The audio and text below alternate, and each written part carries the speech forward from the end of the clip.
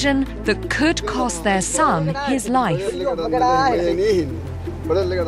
But in Afar culture, there is a strict social structure where the elders make the decisions. She was humming and hawing, and he turned to her and said, "I'm ordering you, go." Right. This is the way they do it in Afar culture. Right. So does this mean now that that she and the child will come with you today?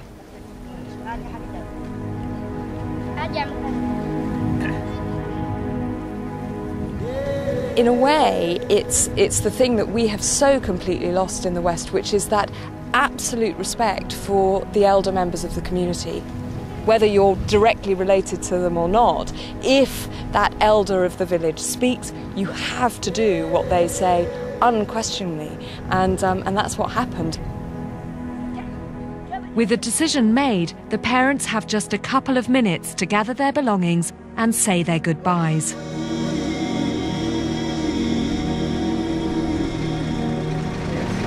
Okay, let's go. We better fly. We better fly. We've got to reach this Logia. For Saeed and his parents, it's a journey into the unknown, but hopefully one that will save his life. I'll see you. Bye, Loki. This has really highlighted the dilemma of our contact with the Afar. How far should we get involved? Many of the traditions I've witnessed look unfair and hard on the women especially, but the strict social order has a proven value. It helps them to survive. That little boy would certainly die if they hadn't made that decision and sent him away from the village.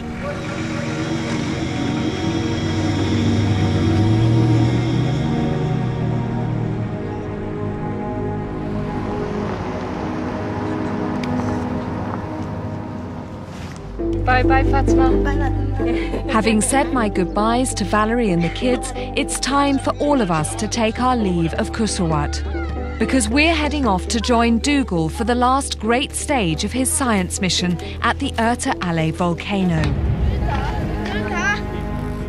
where we will help him create the first ever 3D model of the inside of the crater, so that scientists the world over understand how the Earth's crust here is breaking apart.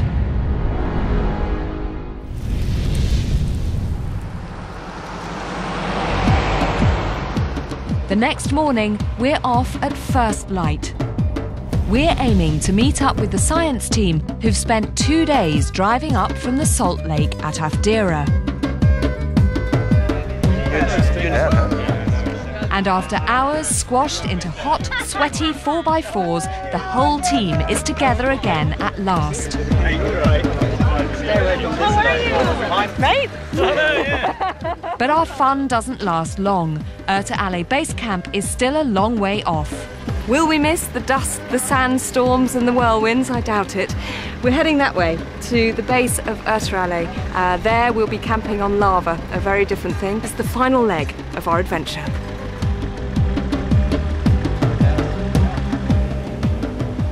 Rumbling along at 10 kilometers an hour over the unrelenting lava fields, it takes 2 bone-shaking hours to reach base camp.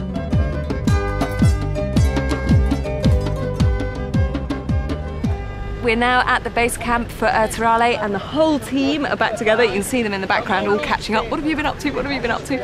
And just over there is our goal. There is Erta Ale, smoking away, and tomorrow morning we're going to leave before the sun comes up, walk through the grass, there's a novelty, past the trees, my goodness, all these things we haven't seen for 10 days, and across the lava flow up to the summit where we will spend a couple of nights. But for the moment, it's just really nice being down here, no dust, and a wonderful view. This is great. I love lava, me. It's just got so sick of the dust and the dirt down in the riverbed. Just a change of scene. I'm sure I'll grow to hate it just as much over the next few days, because it's a bit unsteady underfoot and my feet still need a bit of time to recover. For Dougal, waiting until tomorrow to start the ascent is almost more than he can bear. Well, I'm raring to go. I'm off on a camel. I'm just going to get off on one about sort of midnight. I'll sneak around, make sure everyone's asleep, and I'll see you guys up there. If Dougal can be restrained, tomorrow should be a big day for all of us.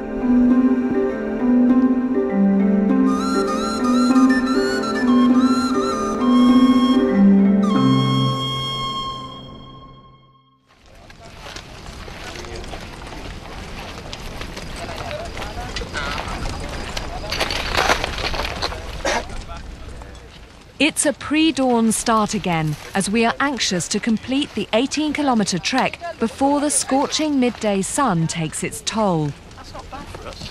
Should be pleased with that.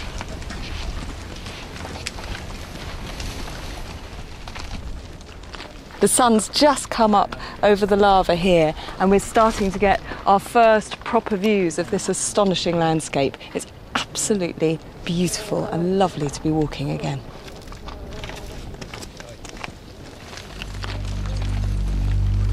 As we approach the summit, we find ourselves surrounded by clearer and clearer evidence of the volcanic turmoil beneath our feet.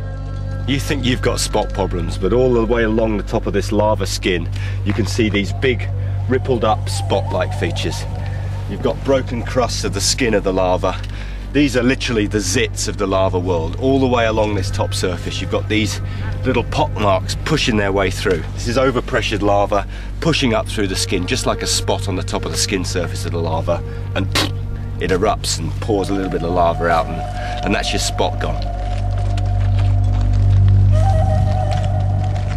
Here we found a big solid block that's actually broken through the crust of this lava.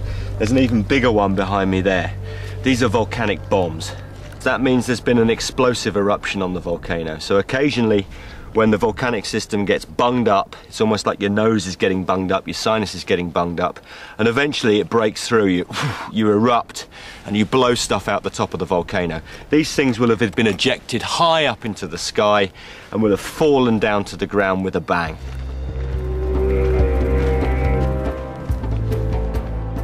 At last, we find ourselves on the home straight to the summit of Erta Ale. After weeks of illness, hardship and strain baking under the Ethiopian sun, we've finally reached the climax of our science mission.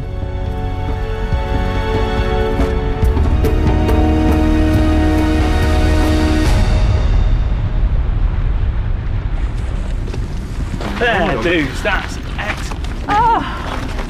It's huge. It's like I feel like I've just come to another planet. It's like a total moonscape. You can almost imagine a T-Rex sort of hoving into view or a pterodactyl swooping down. It's just So beautiful. This is the land that time forgot. Wow.